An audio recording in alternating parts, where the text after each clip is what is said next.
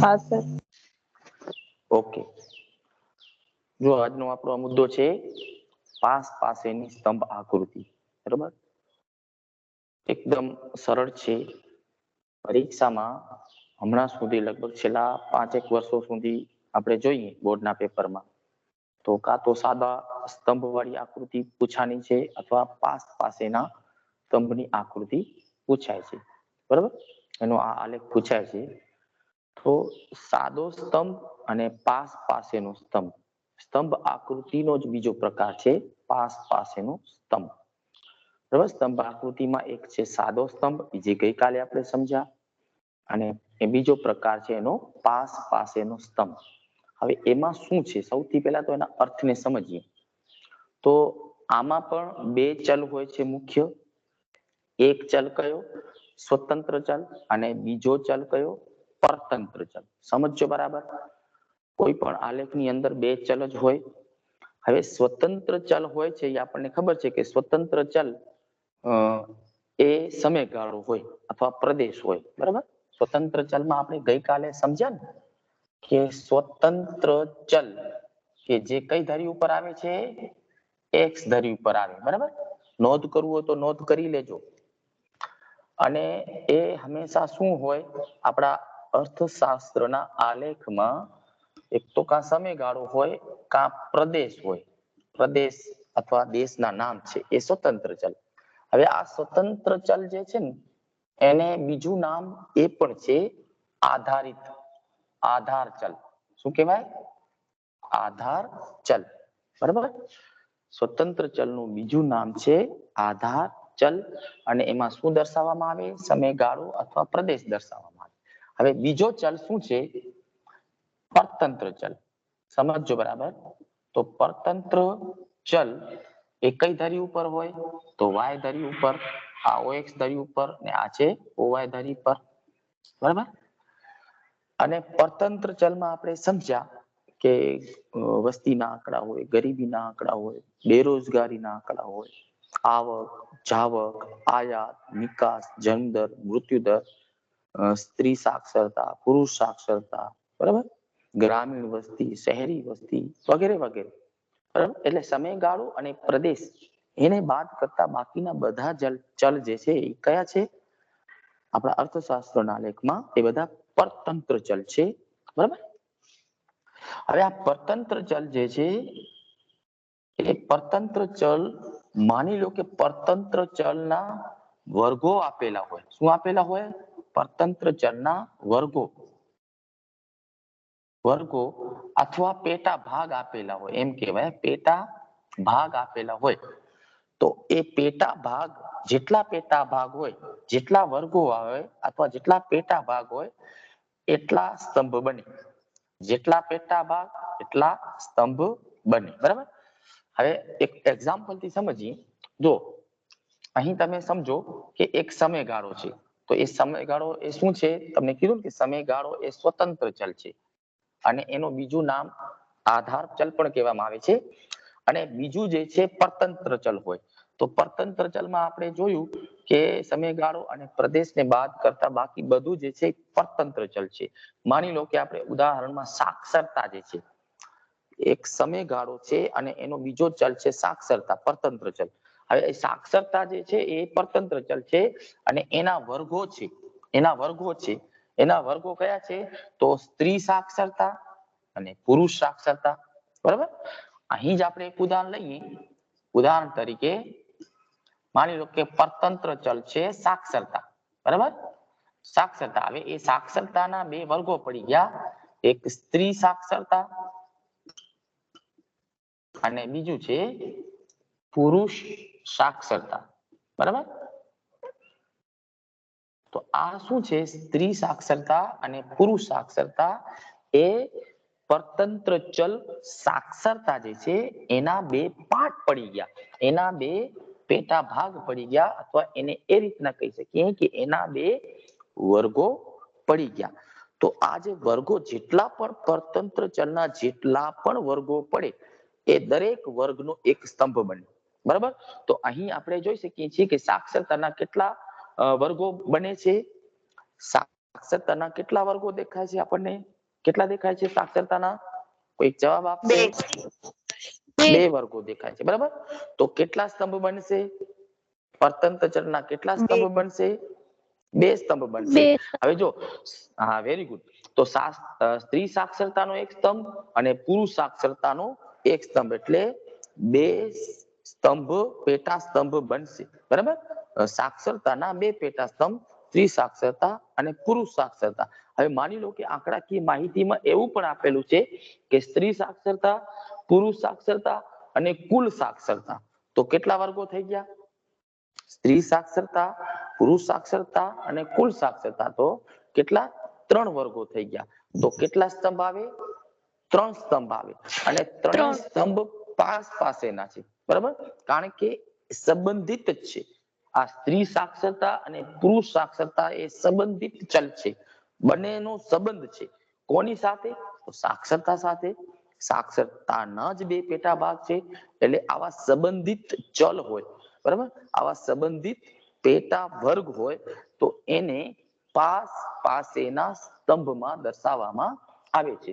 હવે માની લો કે એક બીજો ઉદાહરણ લઈએ. માની લો કે ગરીબી. ગરીબી શું છે? કેવો ચલ છે?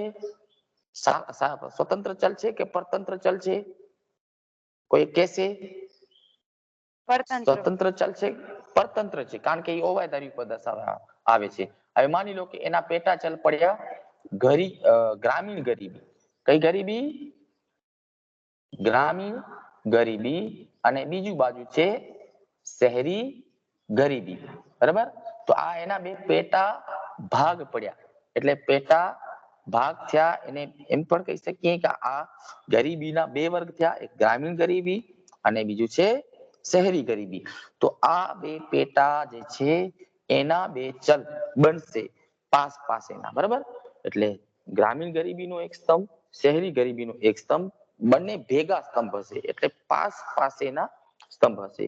એવી જ રીતના માની લો કે વસ્તીની અંદર વસ્તીના ડેટા આપેલા હોય અને વસ્તીમાં જન્મદર અને મૃત્યુદર હોય, બરાબર. વસ્તી એ પરતંત્ર ચલ છે, પણ એના 2 પેટા ભાગ છે. વસ્તીમાં જન્મદરના આંકડા આપેલા છે અને મૃત્યુદરના પણ આંકડા આપેલા છે, પણ 2 પેટા ભાગ જ છે. કોના? વસ્તીના. તો જન્મદરનો એક સ્તંભ, મૃત્યુદરનો એક સ્તંભ, એટલે પાસેના સ્તંભ જે છે એ 2 બનશે.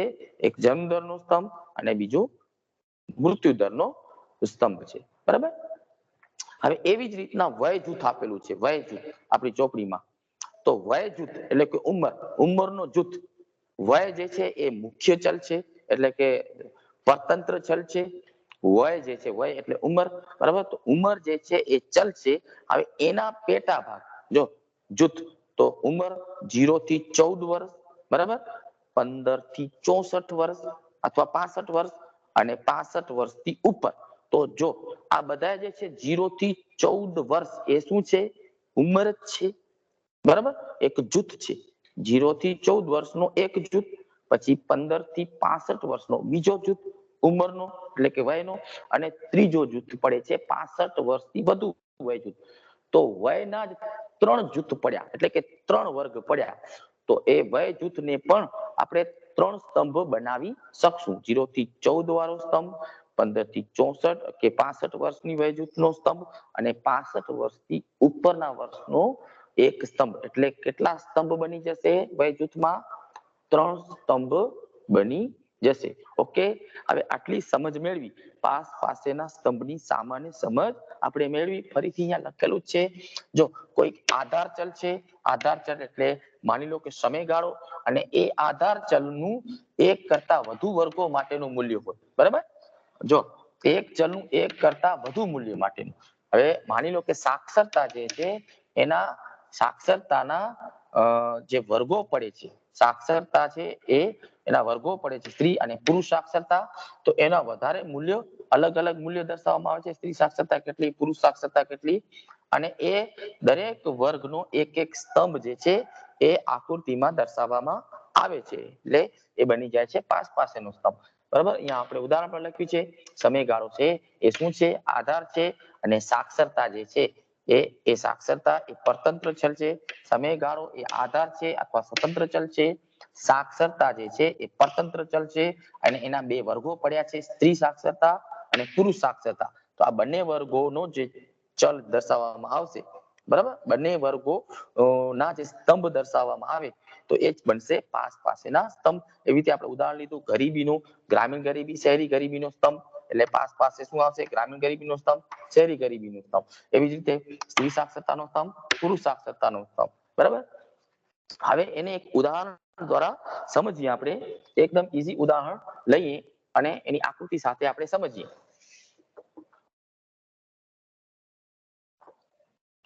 સૌપ્રથમ જે પણ આંકડાકીય માહિતી આપેલી હોય, બરાબર, એ આંકડાકીય માહિતીને તમારે શું કરવાનું? બરોબર રીતે વાંચવાનું. વાંચી પછી આપણને ખબર પડે કે એમાં કયો સ્તંભ આવશે, કયો આલેખ બનશે. તમે જોઈ શકશો કે ભારતમાં ગ્રામીણ અને શહેરી વસ્તી શેમાં આપેલી છે? તો ટકામાં. માની લો કે ટકામાં આપેલી છે. હવે એનો પહેલું ખાનું બનશે વર્ષનું, બીજું ખાનું છે ગ્રામીણ વસ્તી, ત્રીજું ખાનું છે કઈ વસ્તી? શહેરી વસ્તી. બધાને દેખાય છે? જવાબ આપશો. હવે 1901 માં ગ્રામીણ વસ્તી હતી 89.1%. બધાને દેખાય છે, સંભળાય છે? જવાબ આપશો. ઓકે. અને શહેરી વસ્તી હતી 10.9.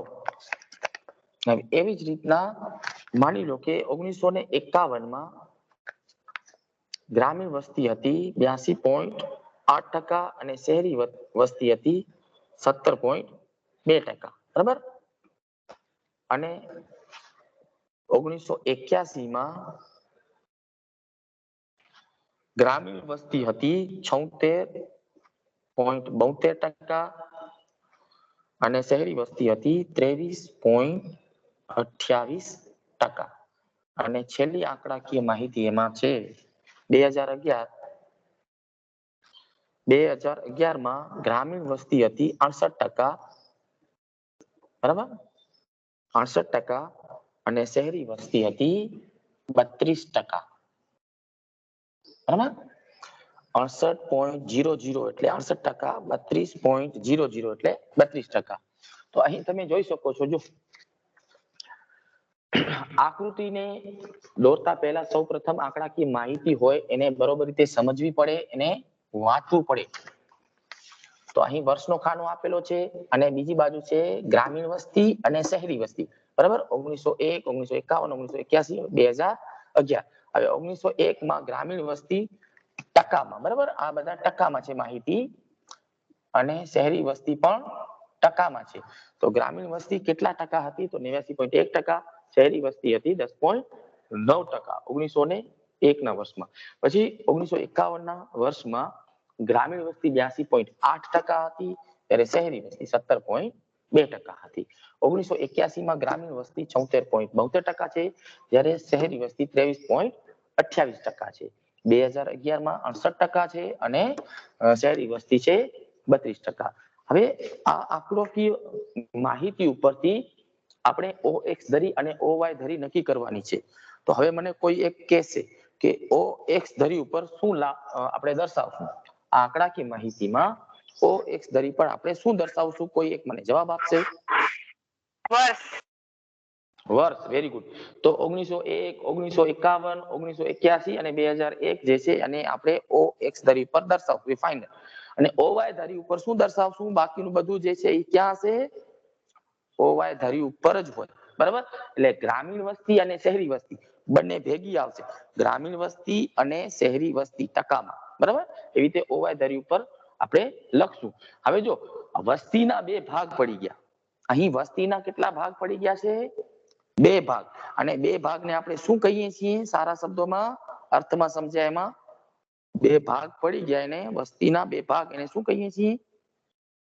કોઈ જવાબ આપશે મને? વસ્તીના બે વર્ગો પડ્યા. શું કહેવાય એને? કે વસ્તીના બે વર્ગો છે, એક ગ્રામીણ વસ્તી અને બીજું શહેરી વસ્તી. તો વસ્તીના કેટલા બે વર્ગો છે, એક ગ્રામીણ વસ્તી અને બીજું છે શહેરી વસ્તી.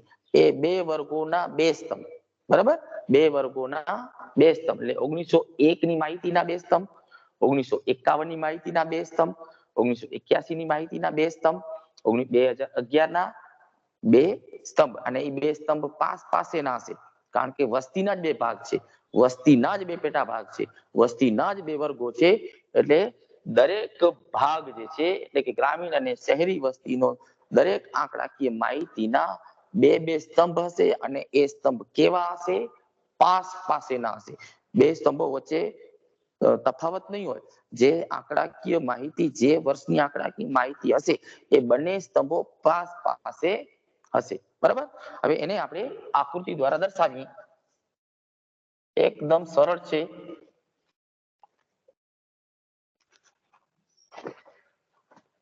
તો અહીં આપણે OX ધરી લઈએ અને OY ધરી, OX ધરી આપણે લઈએ અને OY ધરી ઉપર. હવે OX ધરી ઉપર શું છે? વર્ષ આપેલું છે. અને OY ધરી ઉપર શું લખશું આપણે? ગ્રામીણ વસ્તી અને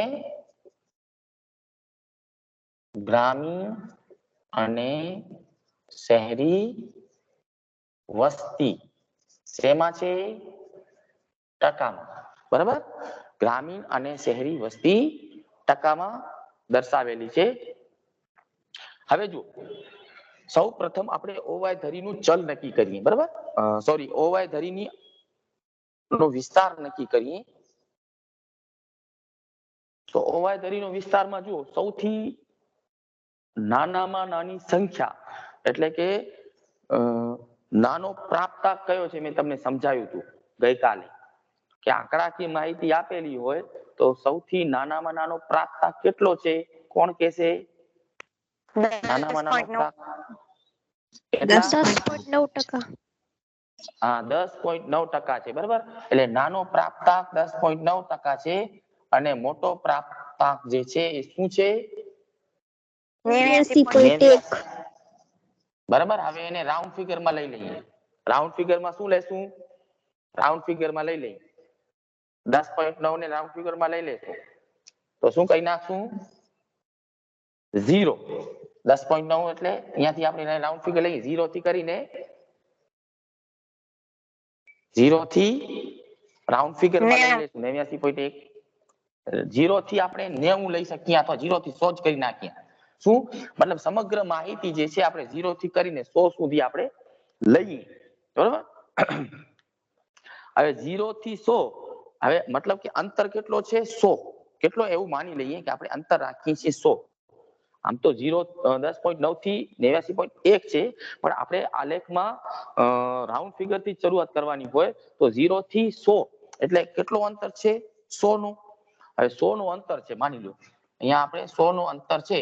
તો હવે આપણે જે અહીંયા ભાગ પાડીએ છીએ ને OY ધરી ઉપર, જેને આપણે ગઈકાલે સમજાતા કે વધુમાં વધુ કેટલા ભાગ પાડવા, વધુમાં વધુ કેટલા ભાગ પાડવાના હોય, અને કેટલાથી વધુ ભાગ પાડીએ તો આકૃતિ બરોબર લાગે નહીં કે વ્યવસ્થિત લાગતી નથી. કેટલા ભાગ વધુમાં વધુ કેટલા ભાગ ન રાખવા, એ ગઈકાલે આપણે સમજ્યા હતા. હા, તો અહીંયા જુઓ 10 થી વધારે ભાગ ન થાય એવી રીતે આપણે સ્કેલ નક્કી કરવાનું હોય. તો અહીં 100 છે, તો 100 ને 10 વડે ભાગીએ તો કેટલા ભાગ થાય? 100 ને 10 વડે આપણે ભાગીએ તો ભાગ કેટલા થશે? 10. થાય કે ન થાય? એટલે એમ કહી શકીએ કે 1 સેન્ટીમીટર બરાબર 10%, એવું લઈ શકીએ કે ના લઈ શકીએ? 1 સેન્ટીમીટર બરાબર 10%. અને આપણે 10 નો વર્ગ અંતર, એને કહેવાય કે 10 નો અંતર કરતા 20 નું અંતર રાખવું હોય તો એ રાખી શકીએ છીએ. 100 ને 20 વડે ભાગી 20 નું અંતર રાખ્યું, બરાબર. 20 નું પણ આપણે રાખી શકીએ છીએ. 20 નું અંતર રાખશું તો 5 ભાગ થશે. અને મેં તમને કીધું હતું ગઈકાલે કે વધુમાં વધુ 10 ભાગ રાખો. 10 ભાગ રાખશો તો આકૃતિ સારી લાગશે. 10 કરતા ઓછી રાખશો તો આકૃતિ સારી લાગશે. પણ 10 કરતા વધુ ભાગ કરશો OY ધરી ઉપર સ્કેલમાં તો આકૃતિ બરોબર દેખાશે નહીં. સાચી હશે પણ બરોબર લાગશે નહીં, વ્યવસ્થિત લાગશે નહીં. તો આપણે 1 સેન્ટીમીટર બરાબર 10 નું અંતર પણ રાખી શકીએ છીએ. અથવા આપણે શું કરી શકીએ છીએ 1 સેન્ટીમીટર બરાબર 20 પણ રાખી શકીએ છીએ બરાબર. હવે એવું જરૂરી નથી કે 1 સેન્ટીમીટર બરાબર 20 જ રાખવું. 1 સેન્ટીમીટર બરાબર 20 કરવું. અહીંયા 1 સેન્ટીમીટર જગ્યાએ 2 સેન્ટીમીટર બરાબર 20 એટલે દરેક 2 સેન્ટીમીટર બરાબર કેટલું અંતર 20 નું અંતર એવું પણ આપણે કરી શકીએ છીએ. પણ આપણે આપણા આલેખમાં હંમેશા એવી જ રીતે શબ્દ વાપરતા હોઈએ કે 1 સેન્ટીમીટર બરાબર જે તે આપણે અંતર રાખ્યું છે તે બરાબર. તો અહીંયા આપણે 10 નું અંતર રાખીએ થોડુંક તો 10 20 30 40 50 60 70 80 90 અને 100 અહીંયા રાખ્યું 10 20 30 40 50 60 70 80 90 અને 100 બધાને દેખાય છે? ઓકે. હવે જુઓ હવે 1901 આપણે માહિતી લઈએ છીએ પહેલે 1901 બરાબર. હવે 1901 માં ગ્રામીણ વસ્તી અને શહેરી વસ્તી કેટલી છે? તો ગ્રામીણ વસ્તી 89.1% છે અને શહેરી વસ્તી છે 10.9%. તો અહીં આપણે એક જો અહીંયા આપણે ગ્રામીણ વસ્તી માટે આપણે સિમ્બોલ દર્શાવી શકીએ છીએ. તો માની લો કે ગ્રામીણ વસ્તીનો આ જે છે આ રીતના શેડો દર્શાવશું અને શહેરી વસ્તી માટે આપણે આમ આ નિશાની દર્શાવશું બરાબર. એટલે ગ્રામીણ વસ્તી વાળો સ્તંભ કેવો હશે? જેમાં આડા લીટા હશે અને શહેરી વસ્તીમાં આમ હશે બરાબર. અલગ અલગ રીતે અલગ અલગ ડિઝાઇન રાખી શકીએ છીએ. તો 1901 માં ગ્રામીણ વસ્તી કેટલી છે? 89.1%. તો 89.1% એટલે 90 કરતા થોડુંક ઓછું બરાબર.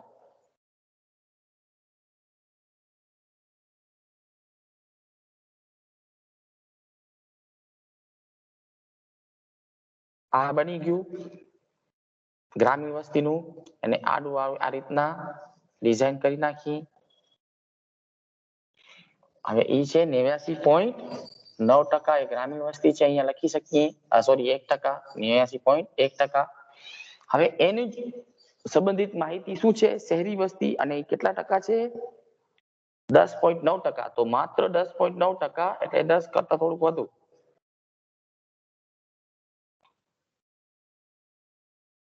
એમાં જો અહીંયા 10.9%. તો ખબર પડી કે 89.1% એ ગ્રામીણ વસ્તી છે, શહેરી વસ્તી છે 10.9%. હવે જો આના વચ્ચે અંતર રાખશું, ગઈકાલે આપણે જોયું હતું ને કે એક માહિતી અને બીજી માહિતી વચ્ચે અંતર રાખશું. થોડુંક અંતર રાખશું અને બીજી આંકડાકીય માહિતી છે 1951 ની.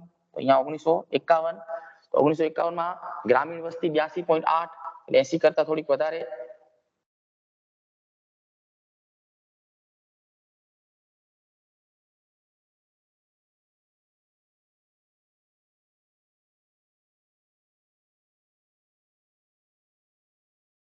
આ રીતના એની ડિઝાઇન કરી નાખી આ સ્તંભમાં જે આપણે સ્કેલમાં દર્શાવ્યું છે અહીંયા એ બરાબર. અને સામે શહેરી વસ્તી છે 17.2% એટલે 20 કરતા ઓછી. અને એમાં આ રીતના ડિઝાઇન કરી નાખી. બંને અલગ પડે છે કે નહીં? બંને સ્તંભ જે છે પાસેના એ અલગ લાગે છે ને? દેખાય છે? ઓકે. હવે 1981 ની માહિતી. તો 1981 માં 76.72% એટલે 80 કરતા થોડુંક ઓછું 76.72% છે.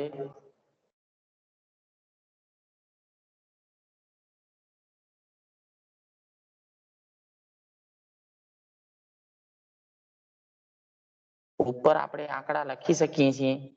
લખવું હોય તો લખી શકીએ બરાબર. આ જે ઉપર આંકડા જે છે ને અહીંયા 82.8 છે, તો અહીંયા 17.2 છે, એવું લખવું તો લખી શકીએ. અને અહીંયા છે 76.72% ગ્રામીણ વસ્તી છે અને શહેરી વસ્તી છે 23.8 એટલે 20 કરતા થોડીક ઉપર.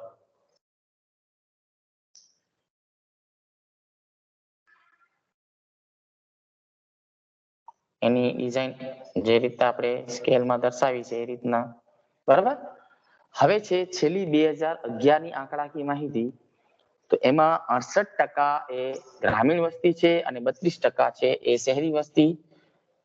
માહિતી વચ્ચે અંતર રાખી દઈએ પહેલે 2011 પછી કરીએ. જો દરેક માહિતી વચ્ચે અંતર રાખ્યું છે, અંતર રાખવું જ પડે તો બધા અલગ અલગ દેખાશે.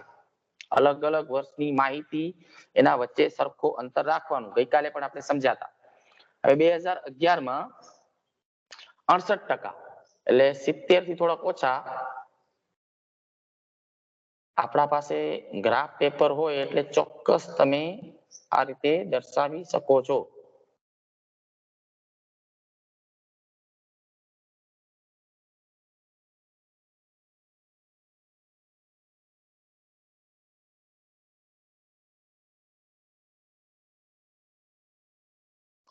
આ 68% છે, બરાબર.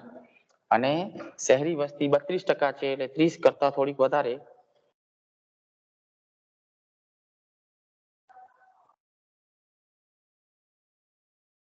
આ છે 32.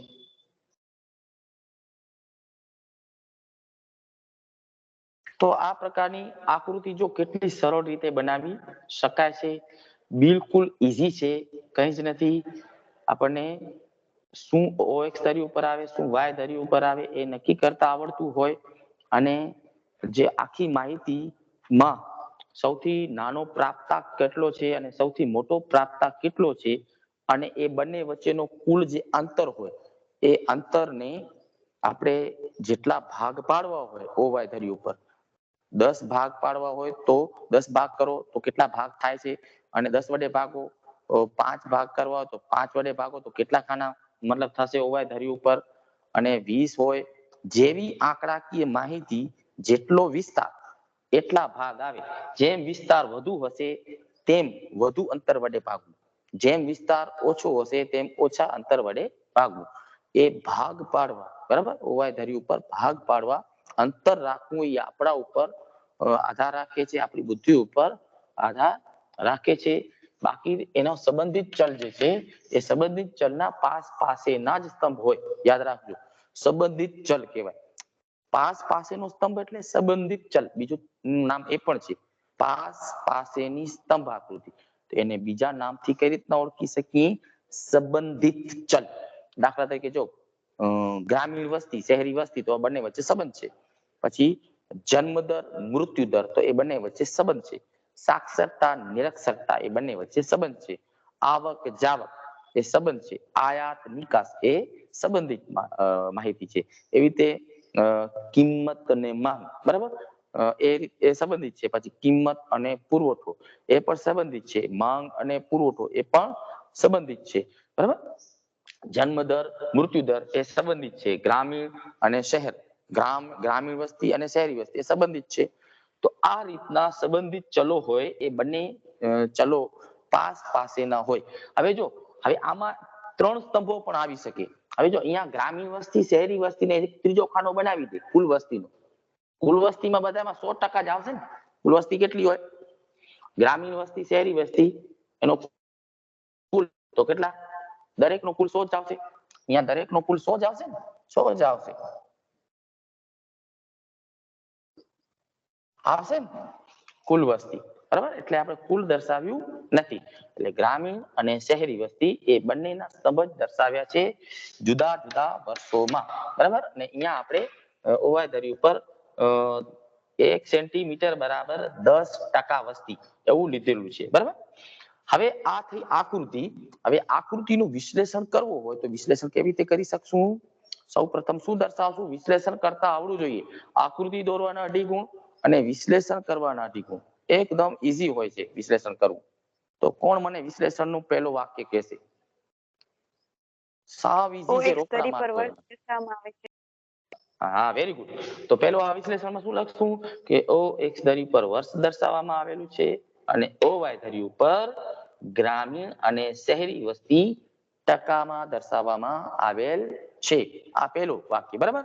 પછી બીજો પોઈન્ટ એમાં શું આવશે કે 1901 ના વર્ષમાં ગ્રામીણ વસ્તી 89.1% હતી અને શહેરી વસ્તી 10.9% હતી, બરાબર.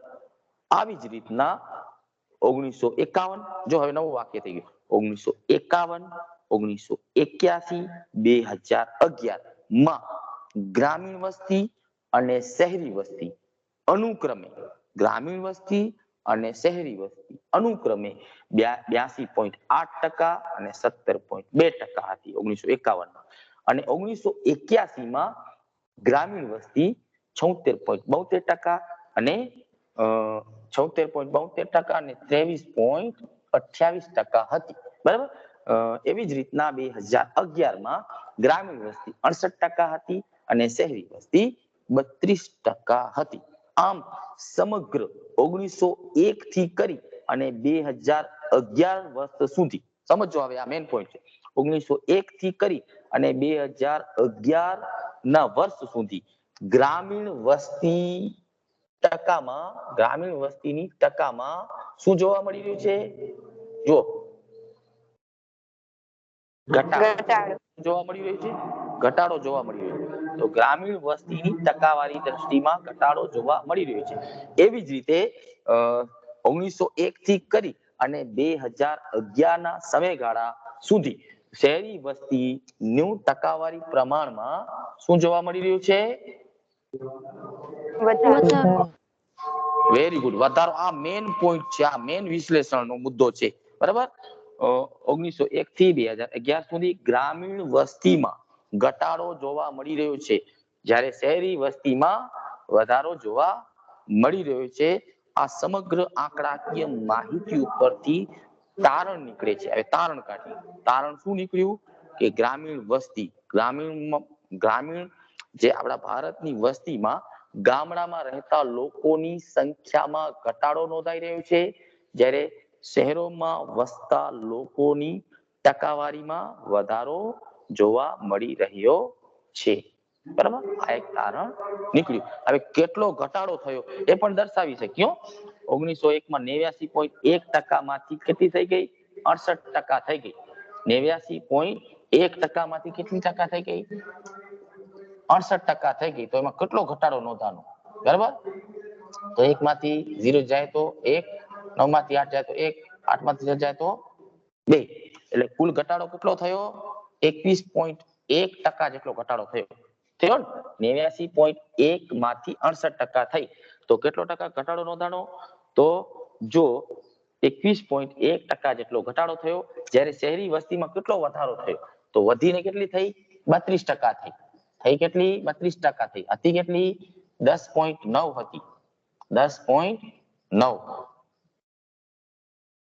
0 0 10 માંથી 9 જાય તો 1 અહીંયા 1 1 નો 1 2 માંથી 1 જાય તો 1 તો સ્વાભાવિક છે કે વધારો એટલો જ થાય જેટલો ઘટાડો થાય એટલો જ વધારો થાય ને તો કોમન સેન્સ છે ને બરાબર જો 21% અહીંયા ગામડાની વસ્તીમાં ઘટાડો થયો તો એ જ ઘટાડો ક્યાં ગયો ગામડાની વસ્તીમાં 21.1% જેટલો ઘટાડો થયો તો એ ઘટાડો ક્યાં જાય છે એ જે ઘટ્યા એ ક્યાં ગયા શહેરોમાં જ ગયા ને તો શહેરોમાં ગ્રામીણ વસ્તીમાં 21.1 જેટલો ઘટાડો થયો એ ઘટાડો ક્યાં શહેરોમાં વસવાટ કર્યું આ જે ગામડામાં રહેતી વસ્તી જે ઘટી ગઈ એ ઘટી ગયેલી વસ્તી આખર જાય છે ક્યાં શહેરમાં જાય છે એટલે 21.1 જેટલો ઘટાડો થયો એને ઘટાડો ક્યાં ગયો શહેરોમાં વસવાટ કરવા ગયો બરાબર તો આ રીતના સરળ રીતે આ લેખ બનાવી શકીએ છીએ અને એનું સરળ વિશ્લેષણ પણ કરી શકીએ છીએ તો આશા રાખું છું કે આ મુદ્દો જે છે તમને બરોબર રીતે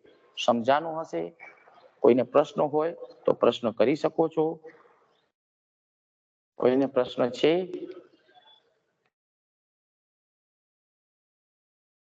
કોઈને પ્રશ્ન હોય તો કરી શકો છો